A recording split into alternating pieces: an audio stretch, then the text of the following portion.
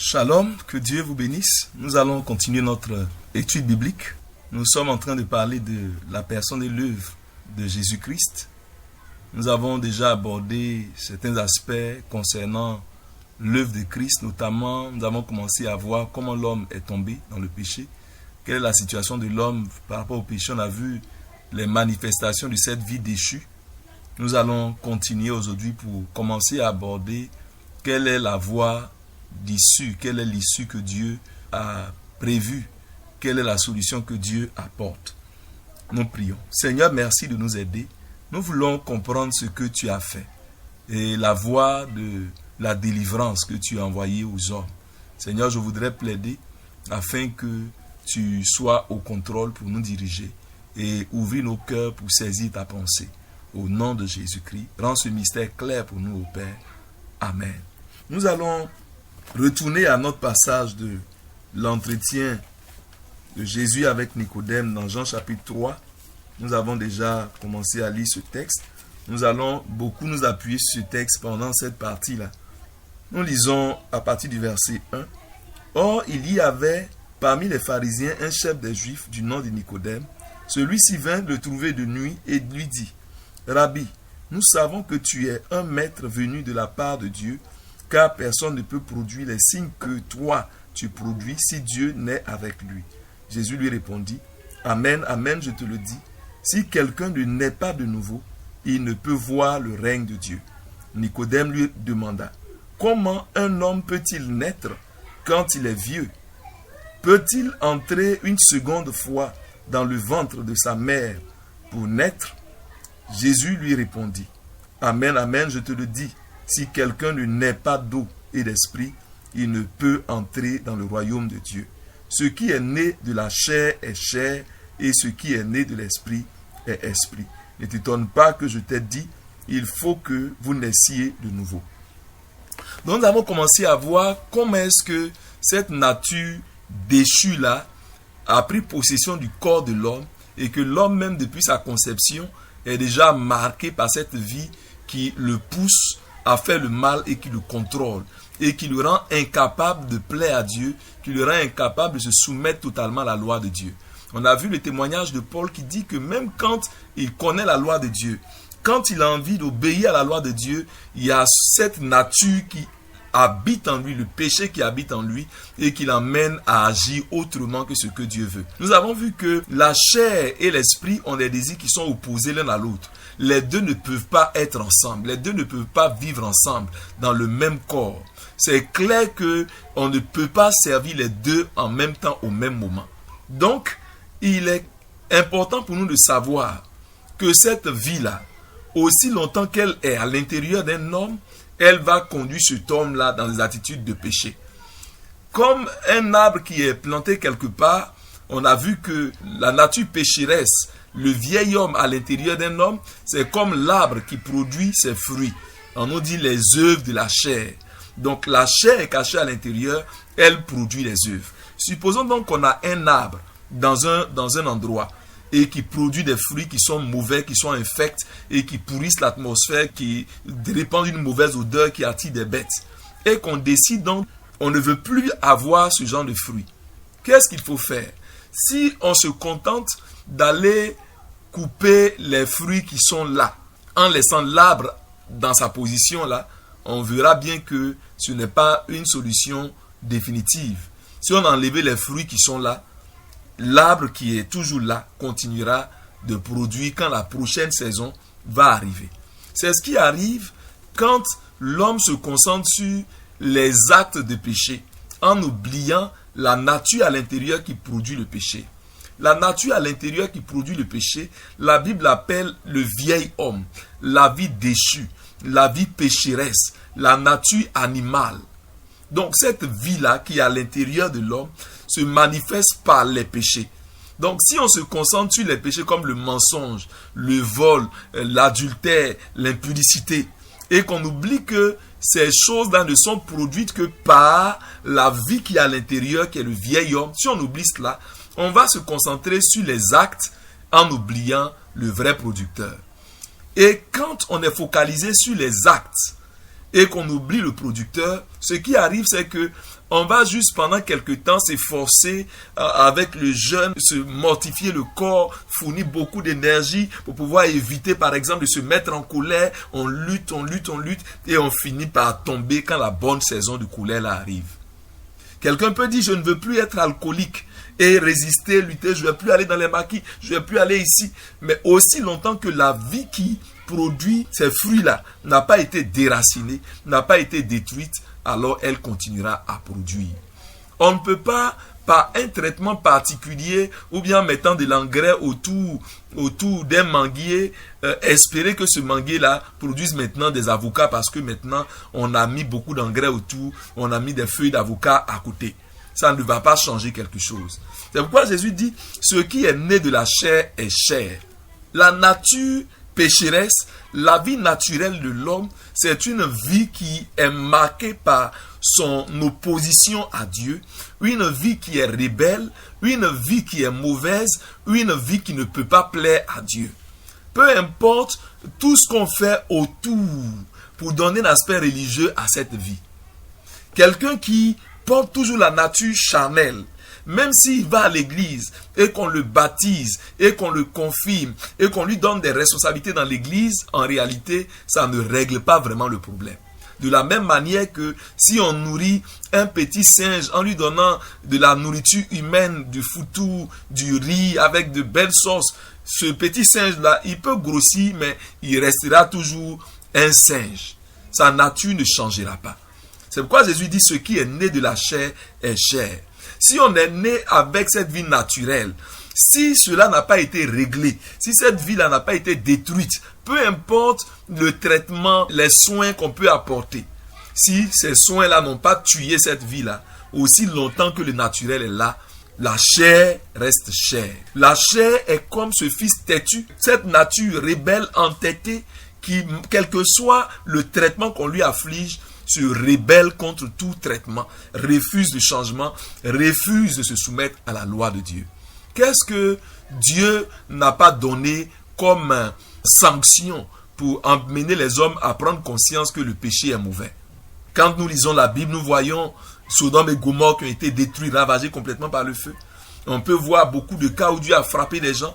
L'histoire de Corée, Dathan, Abiram, où Dieu les a frappés. La scène du veau d'or, où Dieu les a frappés. Quand on voit également les parties où Dieu, par exemple, a dispersé complètement le peuple d'Israël à cause du péché. Mais regardez des gens à qui Dieu a annoncé que s'ils ne respectent pas la parole de Dieu, s'ils désobéissent à l'alliance, ils seront frappés, ils seront maudits, ils seront punis, ainsi de suite. Mais tous ces avertissements terribles-là n'ont pas pu freiner la chair, le vieil homme. Cette chair-là peut donner l'impression qu'elle s'est calmée pendant un temps, mais elle finit par ressurgir en produisant encore pire que ce qui était là avant. Donc c'est une nature qui est complètement rebelle, définitivement têtue, et il n'y a pas de soins qui puissent l'embellir au point de l'emmener au changement. Si quelqu'un n'est pas né de nouveau, si quelqu'un n'a pas été amené au point où la vie charnelle là est détruite, alors, quel que soit le nombre d'années qu'il passe dans l'église, cette vie-là finira par détruire tout le reste. C'est pourquoi on est étonné de voir que tel qui était responsable de l'église, comment il a pu tomber dans un péché aussi scandaleux. Si la question du vieil homme n'a pas été traitée, il suffit qu'il y ait une bonne saison, des circonstances favorables, et le péché qui était caché à l'intérieur finira par surgir. Parfois, on peut faire l'effort pour dire, je ne veux plus me fâcher, parce que dans la colère, j'ai détruit trop de choses dans mon foyer, j'ai trop mélangé mon foyer à cause de la colère, et lutter pour saisir, pour lutter pour contenir la colère. Mais jusqu'à quand? On peut faire l'effort pendant un jour, 2 jours, mais il arrive un temps où il y a comme quelque chose qui bouillonne à l'intérieur, et il suffira d'une petite action.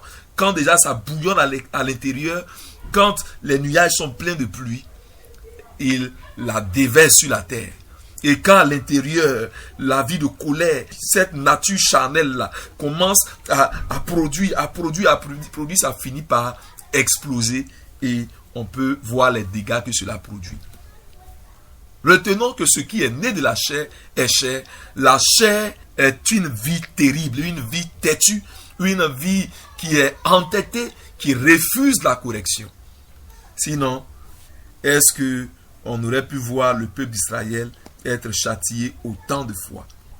Lisons dans Deutéronome 21 et nous verrons à quoi est-ce que cette vie-là est comparée. Deutéronome 21 à partir du verset 18.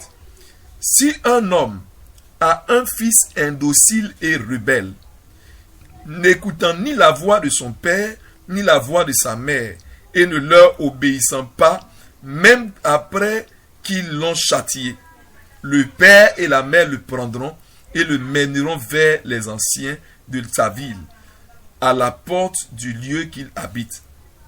Et ils diront aux anciens de sa ville, voici notre fils qui est indocile et rebelle, qui n'écoute pas notre voix et qui se livre à des excès et à l'ivrognerie. Et tous les hommes de sa ville le lapideront et il mourra. Tu ôteras ainsi le mal du milieu de toi, afin que tout Israël entende et craigne. Si l'on fait mourir un homme qui a commis un crime digne de mort et que tu l'aies pendu à un bois, son cadavre ne passera point la nuit sur le bois, mais tu l'enterreras le jour même, car celui qui est pendu est un objet de malédiction auprès de Dieu, et tu ne souilleras point le pays que l'Éternel ton Dieu te donne pour héritage. Sachons que quand les Juifs, les chefs juifs ont pris la décision de faire mourir Jésus, c'était ce passage-là qui a été leur appui, leur référence. C'est ce passage qu'ils ont cité. Et c'est pourquoi Jésus a été mis sur le bois et on l'a tué en dehors de la ville et que son cadavre ne devait pas rester suspendu, on devait l'enterrer le même jour. Donc, quand ce texte-là est donné, c'est pour nous montrer comment est-ce que Dieu compte traiter le fils rebelle.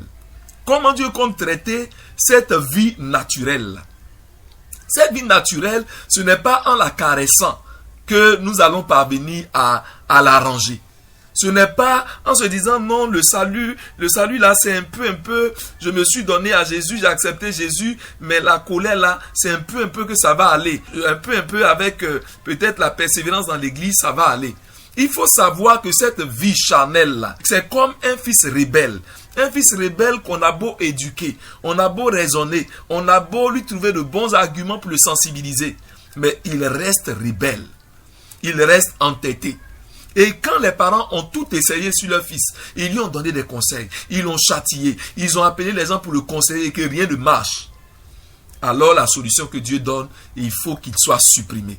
C'est la mort qui est la solution pour régler cela. Et comme je disais, dans le cas de Jésus, c'est ce qui a été cité. On va revenir sur ça plus tard, mais ce que je voudrais qu'on comprenne, c'est que Dieu a vu que cette vie que nous portons à l'intérieur, cette vie qui est à l'intérieur de nous là, il n'y a pas une manière de s'en débarrasser si ce n'est pas par la mort. Et comme Jésus était appelé à porter cette vie à l'intérieur de lui, il n'y avait que la mort qui était la solution pour régler définitivement ce cas de cette vie. Mais regardons d'abord comment est-ce que la solution vient à partir des parents eux-mêmes déjà. Ils ont constaté quelque chose qui ne va pas. Ils ont constaté que leur enfant est têtu. Et qu'aucun traitement, aucun soin, aucun conseil, rien n'a pu l'amener à changer. Tout comme nous pouvons nous rendre compte que beaucoup de fois, nous avons lutté pour nous débarrasser d'un péché particulier. Beaucoup regrettent, beaucoup disent, je ne veux plus continuer dans telle chose, je ne veux plus continuer dans telle chose. Ça peut te laisser pendant une semaine, et à la deuxième semaine, la même chose revient encore. Parce que c'est un fils têtu. Il n'y a pas de conseil qui le change. Il n'y a pas de raisonnement qui le change. Il n'y a pas de soin qui va l'emmener à devenir plus civilisé et se soumettre simplement à Dieu. Cette vie-là, elle est par essence rebelle à Dieu, elle est par essence ennemie de Dieu, opposée à Dieu. Elle est mauvaise par essence et elle ne peut pas changer en bien. Beaucoup ont fait l'expérience de chercher à abandonner un tel péché, l'alcool. Ils ont lutté pendant des temps, ils ont fait beaucoup d'efforts sincères. Mais aussi longtemps que la mort n'est pas intervenue dans cette vie-là, ce péché-là continue encore de contrôler le corps. Les parents ont tout essayé et rien ne marche. Bien aimé, si tu as essayé, si tu es en lutte avec un péché particulier, tu es confronté à cette nature-là. Comment me débarrasser de la colère? Comment me débarrasser de la haine? Comment me débarrasser de la jalousie? Comment me débarrasser de la cupidité? Comment me débarrasser de l'orgueil et toutes ces choses? Comment me débarrasser d'un vice, me débarrasser de la masturbation, me débarrasser de l'impudicité, me débarrasser de ces choses qui me fatiguent. Beaucoup d'hommes sincères sont fatigués. Fatigués par la vie de péché. Fatigués par cette vieille nature qui est à l'intérieur, qui habite à l'intérieur et qui de l'intérieur oppose sa loi. De l'intérieur fait régner sa loi. Même quand on n'a pas envie de suivre sa loi. Parfois, nous sommes obligés de suivre cela. Paul dit, misérable que je suis, qui me délivrera? Cette vie a rendu l'homme esclave. Cette vie a rendu l'homme esclave, lié, et il ne peut pas, de par lui-même, se décider. Il peut avoir la volonté, mais pas la capacité de se défaire. Bien-aimés, les parents devaient saisir leur enfant eux-mêmes. C'est leur enfant. Imaginons un père et une mère qui ont mis leur enfant au monde. Ils sont habitués à l'enfant. Ils ont appris à aimer l'enfant. Ils ont appris à s'habituer à lui. Mais il se trouve qu'il y a un problème. Il y a quelque chose qui fait que cet enfant ne leur donne pas la paix. Cet enfant, ils ont tout essayé. Il est un problème pour toute la société. Ils doivent eux-mêmes le saisir. On a bien dit que le vieil homme, on ne le voit pas. Mais il peut se manifester. Il se manifeste par les péchés, par ces œuvres-là qu'on peut reconnaître. Ces œuvres-là peuvent être l'impudicité. Ça peut être la débauche. Ça peut être l'immoralité. Ça peut être la colère, la haine. Si tu as repéré la manifestation du vieil homme, là, tu es cette manifestation-là. Les parents devaient saisir la main de leur enfant. Saisir l'enfant eux-mêmes. Ce que tu as vu comme manifestation, c'est une indication du vieil homme. Saisis cela. Si toi, c'est la colère que tu as repérée, la colère, là, c'est déjà sa manifestation, saisis le poignet de la colère, saisis la colère. Et les parents devaient emmener cet enfant devant les anciens. Et dire aux anciens, voici notre fils. Cet enfant-là, il est têtu. Il est rebelle. Il est entêté. Il est un enfant vraiment difficile. On a tout essayé. On a essayé toutes sortes de conseils. On a même essayé de le châtier, le corriger, mais rien n'a amené cet enfant à changer en bien. Et les anciens de la ville savent quoi faire. Ils prendront cet enfant et ils l'emmèneront aux portes de la ville et l'enfant sera lapidé, il sera mis à mort. Il y avait deux options, soit il est lapidé jusqu'à mort, ou bien on le pend au bois. Mais dans tous les cas, s'il est pendu au bois, il est un objet de malédiction. C'est vrai, il a été éliminé pour délivrer le peuple du mal, mais son corps doit être enterré le même jour. Bien-aimé, tu as besoin également de regarder ta vie. S'il y a un péché qui, malgré que tu es chrétien, malgré que tu vas à l'église, cela est encore là et te tient. Malgré que tu es là, peut-être tu es responsable, peut-être même que tu prêches, peut-être même que tu es très engagé dans l'église, mais tu vois qu'il y a telle chose qui t'a attrapé et tu tombes, tu retombes, tu retombes. Saisis aujourd'hui cette chose-là. Traîne-la, emmène-la au pied de l'ancien. Notre ancien, c'est le Seigneur Jésus. C'est lui qui sait comment régler le cas. La Bible dit qu'il est venu pour délivrer son peuple de son péché. Donc le vieil homme qui est l'enfant rebelle, cette nature charnelle qui est le fils rebelle entêté, qui se manifeste par ce que tu as localisé. Prends cela et dis à Dieu, Seigneur, aujourd'hui, là, voilà mon vieil homme. Voilà mon ancienne vie. Voilà la colère qui m'a fatigué pendant des années. Voilà cette vie-là, Seigneur. Règle cela pour moi. Je ne veux plus de cette vie. Les parents devaient même prendre l'enfant. On peut imaginer à quel point un père, une mère qui prennent leur enfant pour aller le livrer à la mort, ça peut être difficile. L'enfant peut être en train de pleurer. L'enfant peut être en train de plaider pour dire, papa, non, ne me livrez pas, ne me livrez pas. Peut-être ainsi, le péché peut être en train de te parler aussi pour dire, non, tu peux continuer avec moi. Il n'y a rien de si grave que ça. Il y a d'autres pasteurs qui le font. Il y a d'autres chrétiens qui le font aussi. Tu vois, tu n'es pas le seul. Ne laisse pas le vieil homme te distraire avec ses raisonnements. Saisis-le par la main. Emmène-le à l'ancien. Emmène-le là où il y a celui qui est capable de régler son cas. Bien-aimé, si ce n'est pas par la mort, le péché ne peut pas libérer un homme. Bien-aimé, il faut que tu acceptes de mourir à ton péché. Que tu acceptes de le livrer aujourd'hui. Même si cela te fait mal parce que tu t'es habitué à lui. Peut-être ton orgueil est devenu comme un fils chéri, un premier fils auquel tu es attaché, mais qui est un fils rebelle qui t'empêche de plaire à Dieu. Peut-être que c'est ce qui te définissait, c'est ce qui définissait ta vie. Peut-être que tu es habitué à voler au travail pour avoir de quoi arrondir les fins de mois. Et tu dois livrer cela aujourd'hui. Ça peut être difficile. Le péché peut être en train de te dire, le vieux homme peut te dire, mais si tu fais ça, comment tu vas t'en sortir désormais? N'écoute pas sa voix. N'écoute pas la voix de ce péché mignon qui dit non, on peut continuer ensemble. On peut continuer ensemble. Déjà, personne ne sait. Personne n'est au courant. Tu peux continuer à cacher cela. Ça ne pose pas de problème. Tu peux continuer ça et continuer à marcher dans les mêmes activités de l'église. Bien-aimé, prends le fils rebelle. Prends le vieil homme. Entraîne-le. Mène-le à l'ancien. Et dis à l'ancien, voilà cette vie-là. Je suis fatigué. Jésus dit, venez à moi, vous tous qui êtes fatigués et chargés. Je vous donnerai du repos. Il y a le repos que Dieu veut donner. Mais l'appel est lancé à ceux qui sont fatigués et chargés. Peut-être que toi, le vieil homme est là, mais tu es encore à l'aise avec lui. Tu n'es pas encore fatigué. Tu n'es pas encore chargé. Tu n'en as pas encore marre. Tu ne te sens pas encore misérable. Tu ne reconnais pas encore ta misère au point d'aller à Dieu pour crier à lui. Paul a crié, il dit, misérable que je suis. Qui me sauvera? Qui me délivrera? En ce jour, bien-aimé, c'est l'occasion de prendre une décision. De prendre la décision de livrer le vieil homme. La décision de livrer cette vie déchue, cette vie qui ne mène pas au ciel. Jésus a dit à Nicodème, si un homme ne naît pas de nouveau, si un homme garde son ancienne vie, si un homme continue dans ses anciennes choses, il ne va pas voir le ciel. Ne permets pas que quoi que ce soit t'emmène à rater le ciel. Après que tu aies fait du chemin avec l'église, du chemin, on peut dire avec Dieu, ne laisse pas même une seule chose. S'il y a quoi que ce soit encore, saisis cela et va au pied de l'ancien. Bien-aimé, le péché, il faut une décision de mort. Une décision de livrer cette vie à la mort. Pour que le péché également arrête de dominer ta vie. Voyons ce que la Bible dit par exemple dans Romains chapitre 7. On va lire cela et terminer pour aujourd'hui.